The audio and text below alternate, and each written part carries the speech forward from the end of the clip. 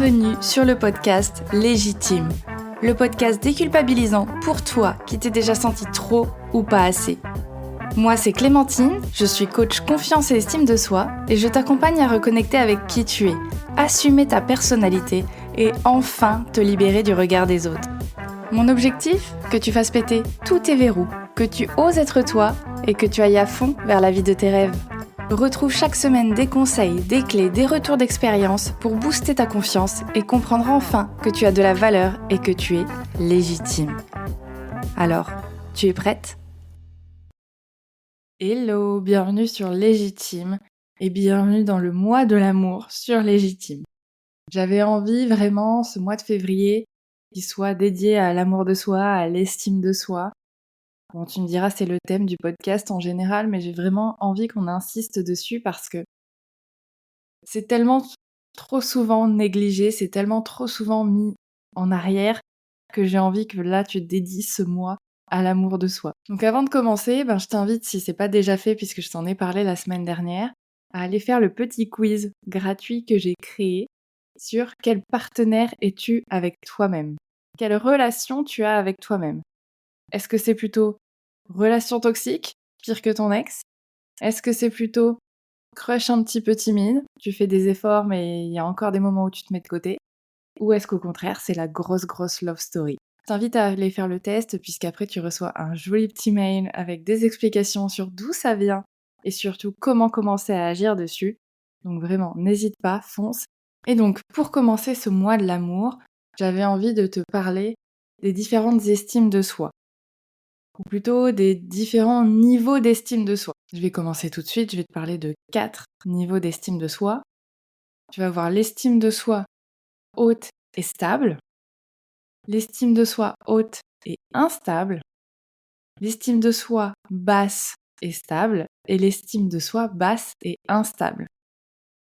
Là, ça veut peut-être plus ou moins dire quelque chose pour toi, mais évidemment, je vais détailler et te donner des exemples tout au long de l'épisode pour que tu comprennes et que tu puisses toi te situer peut-être à ton niveau, à ton échelle, où tu en es. Et tu verras aussi que ça va t'aider peut-être à ouvrir les yeux sur certaines personnes, des personnes peut-être que tu admires ou que tu avais tendance à mettre sur un piédestal et te dire mais en fait moi je pensais qu'elle avait une estime d'elle-même de fou furieux et en fait elle a juste un problème d'estime d'elle-même.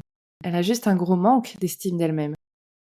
Parce qu'en fait, le manque d'estime de soi ne se traduit pas de la même manière pour tout le monde.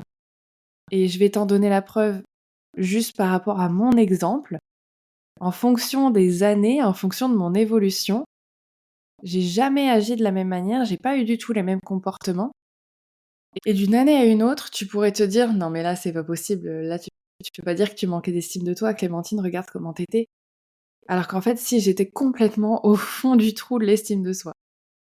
Donc c'est vraiment cet épisode, il est là pour que toi tu fasses un point sur toi où tu en es, mais aussi peut-être que tu fasses descendre de leur piédestal certaines personnes, ou que tu comprennes en fait que l'estime de soi, oui, c'est assez complexe, et que se comparer à certaines personnes juste parce que tu vois, c'est vraiment pas la bonne solution. Moi, pour te donner une idée des différentes facettes que j'ai eues quand j'ai manqué d'estime de moi, c'est passé par évidemment le côté où je minimise tout, je minimise toutes mes réussites, je minimise tous mes résultats parce que bah oui, c'était de la chance, oui, bah c'était facile, c'est normal, il y a rien de fou sous le soleil. Pour te donner mon exemple, moi à l'école, à la fac, quand j'avais des super notes, parce que ouais, j'étais très bonne élève, j'avais des super notes, je faisais tout pour minimiser. Alors évidemment, tu peux pas trop, cacher la note, quoique il y a des fois je pense que je l'ai cachée et que je me suis enlevée 2-3 points histoire de dire: «Non, non, mais moi je suis pareille que vous, hein, je fais rien de fou», parce que j'avais peur que si j'étais toujours celle qui avait les bonnes notes, j'avais peur de passer pour la meuf qui se sent supérieure. Alors qu'en soi, quand j'y réfléchis, c'est complètement bête, tu as des bonnes notes, c'est une bonne chose, mais j'avais peur de passer pour la meuf qui se sent supérieure. Donc je faisais tout pour minimiser, voire enlever 2-3 points sur ma note pour dire: «Non, non, mais voilà, je suis comme vous, acceptez-moi, quoi». Donc c'était déjà grand signe d'un manque d'estime de soi. Et quand bien même je faisais pas ça tout le temps non plus de «falsifier» entre guillemets mes notes, Mais quand bien même je montrais ma vraie note, je faisais tout pour minimiser, pour dire que oui, bon, bah, c'est rien de fou. Oui, c'est vrai, je comprends assez bien ce cours-là, mais regarde, j'ai une moins bonne note à telle matière, donc tu vois, je suis pas non plus, je suis pas Einstein, quoi. Donc j'ai vraiment eu cette facette où je minimisais énormément mes résultats. Pareil, j'en ai déjà parlé dans des épisodes, hein, mais quand j'ai couru mon marathon, j'étais là genre: «Oui, bah, ouais, c'est sûr, c'est bien, c'est très, très bien». Mais bon, en soi, tout le monde peut le faire, ça c'est juste de l'entraînement. Oui, ça demande de la dédication à ce sport, ça demande d'être discipliné, de s'entraîner et tout, mais tout le monde peut le faire techniquement. Donc voilà, j'étais constamment dans cette minimisation de mes compétences, de façon assez, assez élevée, assez importante. J'étais aussi dans une phase où je me comparais beaucoup à mes amis. Mes amis qui avaient l'air plus jolis, plus populaires, plus proches des garçons, que les garçons s'intéressaient plus à elles qu'à moi. En tout cas, c'est l'image que j'en avais et je me comparais beaucoup. J'étais vraiment dans cette comparaison et je faisais tout pour essayer de lui ressembler dans la personnalité, dans la façon de répondre, dans la façon d'agir, dans la façon de m'habiller aussi. Alors, pas à l'excès, hein, j'étais pas dans la copie, parce qu'il y avait quand même des choses que moi j'aimais, qu'elle elle aimait pas, et inversement. Et je gardais quand même une partie de ma personnalité qui avait envie de s'exprimer, mais c'est vrai que j'essayais de modeler un petit peu ma personnalité pour que peut-être on s'intéresse autant à moi qu'à elle. Donc j'ai eu cette phase, voilà, très dans la minimisation, très dans la comparaison, etc.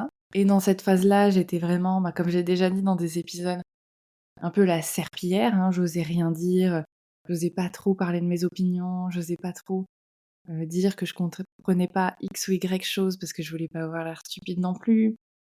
J'osais pas dire non parce que je voulais surtout pas blesser, décevoir, être rejetée. Donc j'étais vraiment dans cette phase, voilà, ce que j'appelle, alors oui, serpillière, c'est un peu violent, mais en même temps, moi, c'est l'image que je me donnais. Et après, je suis un peu passée à l'opposé. Je suis un peu passée à l'opposé parce que j'en avais marre, mais j'ai switché du côté obscur. C'est-à-dire que, je t'en ferai un autre épisode, je pense, mais c'est-à-dire que là, j'ai voulu qu'on me voie. Dans la première phase, j'avais envie qu'on me voie, hein. De toute façon, c'est toujours un peu ça, je manque d'estime de soi, on cherche à être vu et en même temps, on est terrifié à l'idée d'être vu.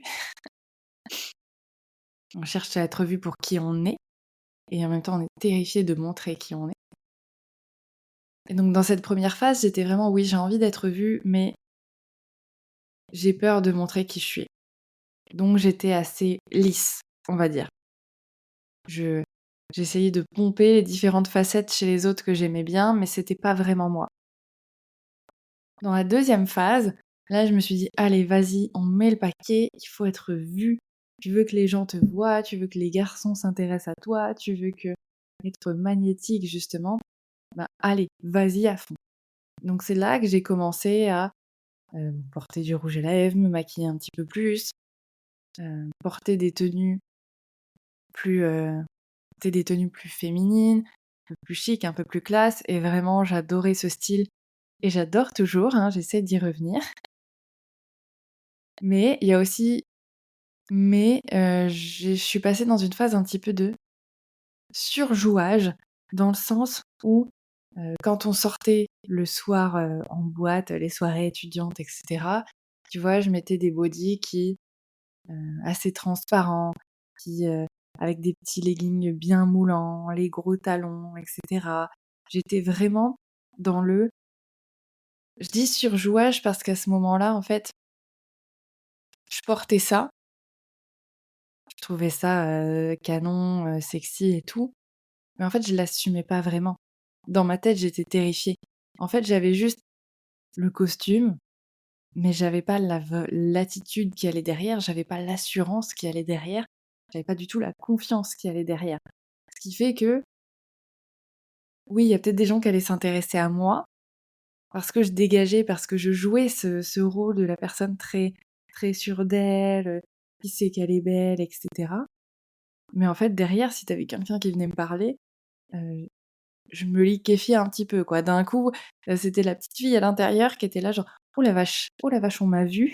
Putain, on m'a vu, mais maintenant, qu'est-ce que je fais, en fait? Parce que je sais toujours pas quoi faire, je sais toujours pas assumer, j'ai toujours pas les codes. Je, je suis pas à l'aise, en fait, je suis pas à l'aise du tout. Et c'est trop dommage. C'est trop dommage parce que tu vois, aujourd'hui, ça me dérangerait pas de porter exactement les mêmes tenues. Peut-être quelques arrangements quand même, mais ça me dérangerait pas de porter ces tenues-là. Mais surtout, je l'assumerais, en fait. Je me sentirais trop puissante. Je serais genre Beyoncé, quoi. Mais à l'extérieur comme à l'intérieur. Mais à l'époque, c'était pas ça. J'essayais vraiment, en fait, de me donner une contenance, de me montrer, de prendre de la place. Pareil, je m'affirmais beaucoup, mais c'était pas de l'affirmation de soi parce que parfois je prenais vraiment pas de gants et je pensais qu'à moi et surtout à l'image que j'allais renvoyer, genre, ouah, la meuf, elle pose ses ovaires sur la table, waouh, elle y va à fond et tout, elle ose, elle rentre dans l'art, etc. Bon, c'est bien, c'était une sorte d'affirmation beaucoup plus efficace que ce que je faisais avant, mais c'était pas de l'affirmation de soi en bonne et due forme. C'était quand même pas respectueux. Tu vois, en fonction du moment où tu m'aurais rencontré, t'aurais sûrement pas eu la même image, t'aurais sûrement pas eu la même perception de moi. Peut-être que dans la première image, tu te serais dit, oui, ben, ça se voit, elle est un peu timide, elle ose pas, elle est assez en retrait, etc. Et peut-être que dans la deuxième, tu te serais dit, waouh, la vache, la meuf, elle envoie, quoi. Et en soi, oui, ça correspondait à ce que je voulais renvoyer, mais dans les deux cas, dans l'un comme dans l'autre, même si dans le deuxième cas, oui, j'attirais plus de gens, oui, je m'exprimais plus, eh bien, j'étais tout autant en manque d'estime de moi. Parce que si tu me faisais une remarque, si tu me faisais une critique, si tu me faisais un compliment, ben dans les deux cas, j'étais en PLS. Dans les deux cas, je savais pas gérer. Dans les deux cas, je croyais pas aux compliments. Dans les deux cas, je me trouvais pas assez belle, pas assez mince, pas assez grosse, pas assez. Dans les deux cas, j'étais tout le temps en remise en question permanente. Dans les deux cas, dans mes relations amoureuses, à partir du moment où d'un coup, tu mettais 2 heures à me répondre au lieu d'une. J'étais en PLS et je me disais que j'avais merdé. Et pourtant, mon image, mon physique, ma façon de me comporter était complètement différente. Et pourtant, au fond de moi, c'était exactement la même chose. La petite fille, en PLS, qui a envie d'être vue, mais qui n'assume pas du tout de se montrer, qui n'assume pas du tout qui elle est, et qui a très peur qu'on la voie finalement. Et tu vois, c'est de ça que je veux te parler quand je vais te parler de ces 4 différentes estimes de soi. Ça va être rapide, mais c'est pour que tu comprennes que vraiment, que c'est pas parce que tu vois quelqu'un qui a l'air d'avoir une très bonne estime de soi que c'est le cas. La première estime de soi dont j'ai envie de te parler, ça va être clair, simple et efficace. C'est un peu le goal ultime. C'est l'estime de soi qui va être haute et stable. Parce qu'en fait, ça, c'est que tu acceptes tes qualités, tu acceptes tes faiblesses, tu acceptes toutes les parties de toi-même. Tu les acceptes, tu les assumes. T'essayes pas de les cacher, t'essayes pas de les travestir.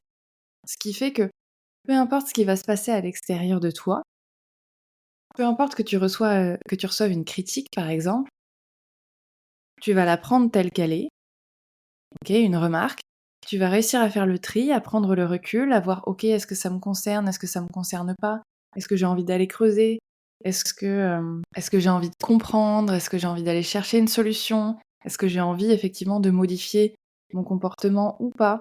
En fait, tu vas pas te laisser déstabiliser par la remarque, par la critique, par le compliment. Tu vas juste prendre les choses telles qu'elles viennent. Tu vois, si on te fait une remarque, tu vas pas te sentir attaqué. Tu vas pas te sentir tendu. Tu vas pas te sentir prête à taper du poing ou à contre-attaquer parce que tu l'as pris comme une attaque personnelle. Non. En fait, tu vas juste prendre le recul, être capable de faire la part des choses et bah, de chercher une solution si c'est nécessaire ou pas, mais tu vas être capable de prendre ce recul-là. En fait, tu vas être tellement au clair avec toi-même que tu sais si, oui, là, ok, peut-être qu'il faut que je remette un peu en question mes comportements ou pas. Tu vas être capable de te dire, ah oui, là, j'ai eu tort. et de le dire à la personne en face. Oui, c'est vrai, là, j'ai eu tort. D'assumer tes torts. Tu vas prendre tes responsabilités. Et ça, c'est une estime de soi qui est haute, parce que tu sais ce que tu vaux. Voilà, tu sais ce que tu vaux, tu sais la valeur que tu sais que tu as de la valeur, tout simplement. Et en plus, c'est stable. Donc peu importe les éléments extérieurs, les éléments de la vie, tu vas pas te laisser facilement déstabiliser. Tu vas pas te sentir d'un coup, te remettre en question d'un coup parce que quelqu'un en plus que tu ne connais pas, genre un hater sur internet, t'aura fait une remarque. Ça, c'est l'estime de soi haute et stable. Ensuite, tu vas avoir l'estime de soi qui est haute mais instable.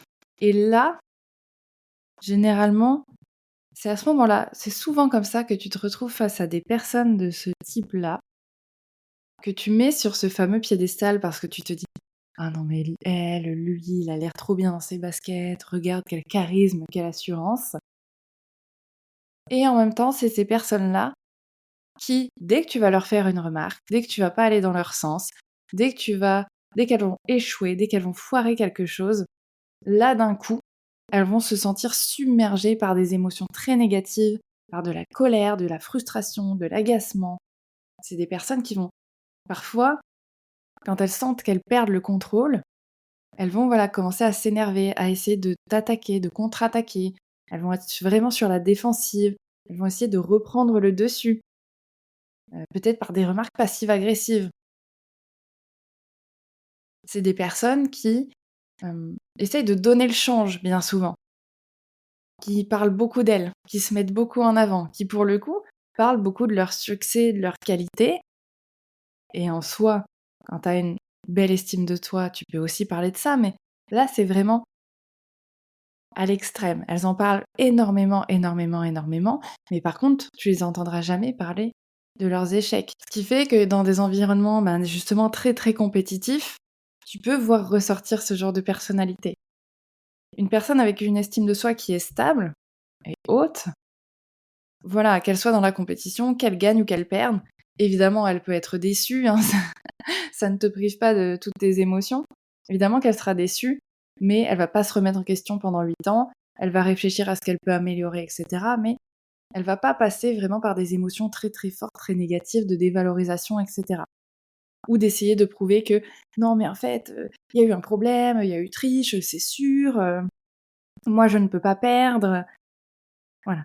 Une personne avec une estime de soi haute mais instable, elle va vraiment être très mal à l'aise dans la compétition. Elle peut être aussi très très compétitive parce que d'un côté, elle sait qu'elle a des compétences, des qualités, elle sait qu'elle peut y arriver, mais si jamais justement ça ne fonctionne pas, là tout se met en branle. Là elle est complètement déstabilisée.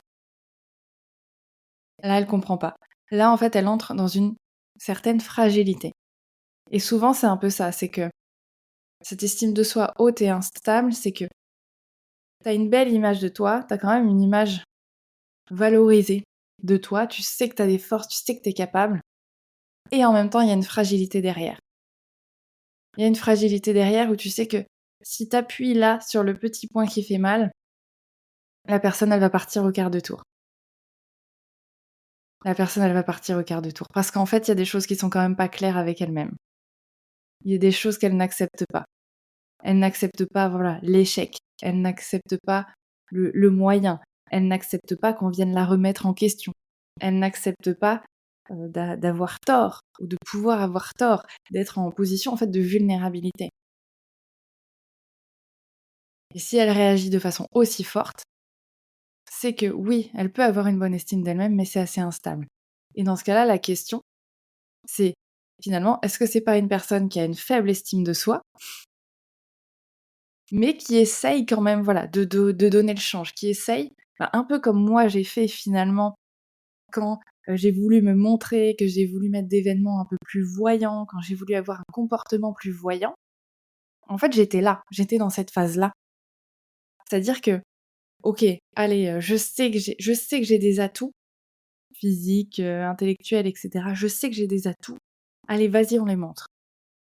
Sauf que derrière, comme je te l'ai dit, j'étais pas prête à assumer. Parce que si tu me faisais une remarque comme quoi, ben ça c'était pas joli, ou ah, tu l'air fatigué, ou mais t'es con en fait. Ça, c'est vachement facile.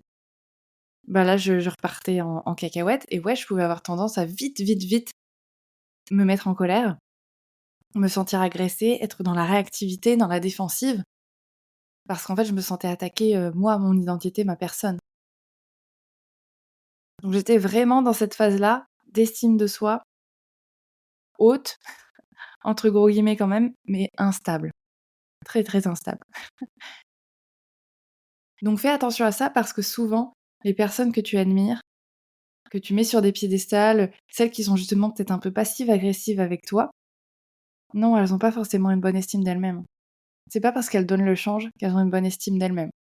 Si elles sont pas capables de recevoir la critique, d'échanger avec toi, de trouver des solutions, si tu t'exprimes bien évidemment, hein, si tu attaques direct, c'est normal aussi que les gens se sentent agressés.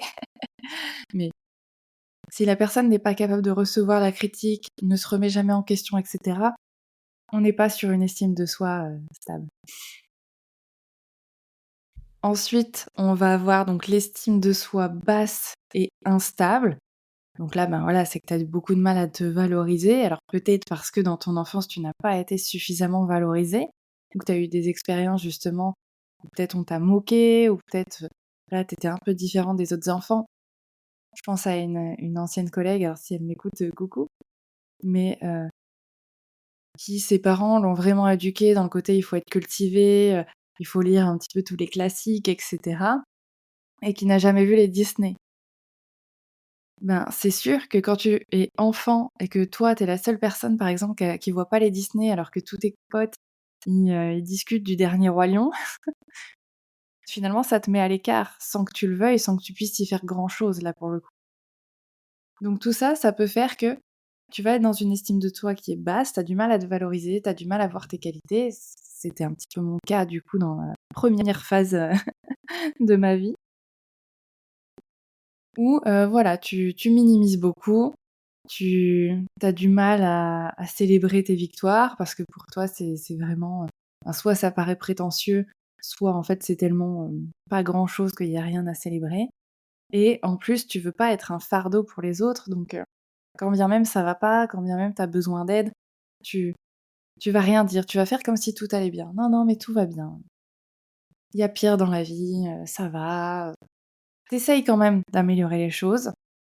T'essayes quand même, enfin, t'as une ouverture sur le fait que t'as envie d'arranger les choses, mais voilà, t'as quand même beaucoup de mal à passer ce step parce que, ben, tu du mal à te dire: «Pourquoi moi je me ferais passer en priorité? Pourquoi moi, pourquoi je dirais que là ça va pas?» alors qu'en soi, il y a des gens qui vivent pire. Pourquoi, par exemple, je pense aux mamans, je peux quand même pas dire que je suis en train de faire un burn-out maternel parce qu'il y a des gens, ben, voilà, encore une fois, qui vivent pire, il y a des guerres dans le monde et cetera. Tu vas vraiment venir tout minimiser, comme si rien n'était vraiment important quand ça te concerne. Mais quand même avec cette, voix de fond qui se dit: «Ouais, mais j'aimerais bien vivre autre chose. J'aimerais bien m'autoriser, parce que je sais que je suis pas bien là». Donc vraiment, je précise ça parce qu'après je vais te parler de l'estime de soi basse et stable, et c'est pour que tu comprennes bien la différence. Et donc la dernière, l'estime de soi basse et stable. Là, la différence, c'est que, bah, tu te laisses très, très vite toucher par les éléments extérieurs, mais tu subis. En fait, là, t'es pas du tout dans l'action, t'es pas du tout dans la volonté de vouloir changer les choses, d'améliorer les choses. Vraiment, tu subis. Tu vis les choses comme elles sont, tu te dis: «Oui, bah, de toute façon, je suis trop nulle, mais c'est comme ça. Oui, bah, je suis pas très jolie, mais c'est comme ça». Donc tu vas vraiment pas faire attention à ton image, à ton affirmation de soi, à ton estime de soi. Tu vas vraiment pas agir dessus. Tu vas juste accepter: «Bon, bah, voilà, je suis comme ça. De toute façon, je suis comme ça. De toute façon, la vie, c'est comme ça. Je peux rien faire». Et maintenant, avec ces 4 explications, ces 4 différentes estimes, je t'invite à réfléchir un petit peu, toi, où est-ce que tu te situes aujourd'hui? Est-ce que, tu as l'impression quand même, ça va, de pas être trop influencé par les éléments extérieurs? Au contraire, tu te laisses très, très vite déstabiliser? Est-ce que tu es dans une volonté d'améliorer les choses, de faire bouger, mais en même temps un peu bloqué par cette estime assez basse qui te fait dire que: «Bof, j'aimerais que ça change, mais est-ce que c'est vraiment possible pour moi?» Est-ce qu'au contraire, tu es un peu blasé face à la situation? Voilà, je t'invite déjà à réfléchir à tout ça. Tu peux venir m'en parler sur Instagram parce que c'est vrai que c'est quand même un gros, gros sujet et c'est pas toujours très facile de se projeter. Et aussi réfléchis, avec les personnes que tu as autour de toi. Est-ce qu'il y a des tendances qui semblent se dégager? Est-ce qu'il y a des personnes dont tu avais l'impression qu'elles avaient une bonne estime et qui finalement peut-être se remettent beaucoup en question, ont des failles qu'elles veulent absolument pas montrer et finalement rendent leur estime de soi un peu instable et pas forcément, apte à recevoir la critique, à vivre l'échec et cetera, à se remettre en question et cetera. Je t'ai donné donc ces 4 exemples d'estime de soi. Hem, je rajouterai toujours que tout est question de contexte et de situation. Parce que c'est vrai que parfois, quand tu vas être, ne serait-ce que fatigué ou même affamé ou stressé, insécurisé ou quoi que ce soit, tu peux avoir tendance à switcher. Voilà. Tu pourrais avoir des comportements qui pourraient ressembler à une estime de soi qui est assez instable. Mais parce que, en fonction de la situation, en fonction du contexte, il y a des comportements qui s'enclenchent et que tu peux pas toujours être pleinement paisible, serein, apte à recevoir la critique et cetera. Je te donne un exemple, hein, mais imagine tu viens d'avoir un enfant, tu as accouché genre il y a 3 jours et là il y a quelqu'un qui vient te dire: «Tu es épuisé, tu dors pas parce que le bébé, il vient de naître, hein», et quelqu'un vient te dire: «Bah dis donc, tu as l'air un peu fatigué, ça serait bien de prendre soin de toi». Là, tu peux peut-être avoir la meilleure estime de toi du monde. Là, peut-être que tu vas rentrer dans l'art de la personne ou peut-être que tu vas fondre en larmes parce que tu es trop fatigué et là, tu pas apte à à prendre du recul et à réagir de manière, saine, sereine et à ne pas réagir même parce que justement, l'autre, elle parle de ses propres projections et pas de toi. Mais voilà, je précise, tout est toujours question de contexte et de situation. C'est pas parce qu'une personne, elle va péter un plomb à un moment donné parce que tu fais une remarque, que forcément, elle a une estime de soi, merdique et instable. C'est pas parce qu'il y a une personne qui va parler de ses qualités et de ses forces, peut-être pendant une soirée, qu'elle va être un but d'elle-même. Et puis c'est pareil, je te disais tout à l'heure, la haute estime de soi stable, c'est un petit peu le goal ultime. J'ai envie de dire oui, mais là aussi, c'est attention au contexte et au caractère qu'il y a à côté. Parce que je me rappelle dans un de mes cours de mon école de coaching, justement, qui disait par rapport à ça, il y a bon nombre des dictateurs qui avaient une très haute estime d'eux-mêmes. Et c'est vrai, si tu es au clair avec tes capacités, si tu te laisses pas toucher par les remarques extérieures et que les critiques te passent au-dessus, techniquement, ouais, tu as une haute estime de toi qui est assez stable, mais du coup, c'est pas forcément une bonne chose. En tout cas, par rapport à ton rapport au monde et aux autres, c'est pas forcément ce qui fait de toi une bonne personne. Donc derrière, c'est vraiment comme tout, c'est une question de contexte et de situation. Ça dépend de ce que tu en fais, ça dépend de comment tu agis, ça dépend de toutes tes valeurs à côté, de ton caractère à côté, de ta personnalité à côté. Donc c'est pas parce que aussi tu as une estime de toi qui est basse que tu es une personne horrible, nulle, pas intéressante. Non, parce qu'après tout, ça fait de toi peut-être une personne, très généreuse, très à l'écoute de l'autre, qui veut se rendre utile, qui veut avoir un impact sur le monde, voilà, qui est utile, qui aide les autres, qui accompagne les autres. Ou pas, hein, mais ça peut aussi être ça. Donc ça fait pas de toi une mauvaise personne ou une personne inintéressante. Par contre, la question c'est toujours: «Est-ce que moi je suis bien là où je suis? Est-ce que dans l'étape dans laquelle je suis aujourd'hui, est-ce que je me sens bien? Est-ce que je me sens heureuse? Est-ce que je me sens épanouie? Ou au contraire, est-ce que je sens qu'il y a quelque chose à améliorer? Parce qu'aujourd'hui, il y a un manque. Aujourd'hui, je sens que je me dévalorise, que ça ne m'aide pas, que ça me bloque, que ça m'empêche de vivre des opportunités. Où est-ce que j'en suis?» C'est toujours ça en fait, tu vois? Dans les coachings avec mes clientes, c'est ce que je leur dis, c'est au final, c'est Tu pas besoin de tout changer, même s'il y a des facettes de ta personnalité, de ton caractère où tu te dis: «Ouah, quand même, là, j'abuse un peu». Si en soi ça ne te dérange pas, si ça ne dérange pas fondamentalement les autres autour, que toi ça te dérange pas, que ça te bloque pas, que ça ne t'handicape pas, c'est pas la peine de le changer. Ce qui est intéressant à changer, c'est si toi tu vois qu'il y a des blocages, il y a des choses qui te gênent et que tu as envie d'agir dessus. OK, on travaille dessus. Mais si en soi ça ne te gêne pas, on va pas aller, faire de toi une personne lisse, sans plus aucune personnalité parce que, ouais ça fait bof quoi. Donc vraiment j'insiste, là je t'ai donné un peu les grandes lignes pour que tu comprennes un petit peu, que tu vois à quoi ça peut ressembler une bonne estime de soi, une estime de soi un peu instable et cetera, les différents, les différentes répercussions. Mais mets-toi bien en tête que ça dépend toujours du contexte, de la personne et que c'est pas parce que tu as une haute estime de soi que tu es forcément une bonne personne. C'est pas parce que tu as une basse estime de toi que tu es forcément inintéressante. Non, c'est une question de contexte et une question de toi, comment tu te sens dans cette situation. Rien d'autre. Voilà. Sur ce, je pense que c'était un épisode encore très très long. Je suis désolée, pourtant j'étais pas partie pour que ce soit long comme ça. J'espère que ça t'aura plu, j'espère que ça t'aura aidé et vraiment, je t'invite à faire le quiz dont je te parlais en début d'épisode pour savoir aussi quel partenaire tu es pour toi-même, quelle relation tu entretiens avec toi-même. Et je te l'annonce aussi ici aussi, le 25 février, je donne un atelier justement sur pour le meilleur et pour le pire. C'est à 19 € jusqu'au 14 février inclus. Je te mets aussi le lien dans la description. Et vraiment, si tu sens aujourd'hui que tu as envie de faire bouger les choses, parce que peu importe le niveau, mais tu as envie de faire bouger les choses, je t'invite vraiment à t'inscrire, ça va vraiment t'aider. Et quel beau cadeau que pour le mois de l'amour que de se payer une place pour investir en soi. Je te souhaite une très bonne journée. Je te dis à la semaine prochaine sur les Team.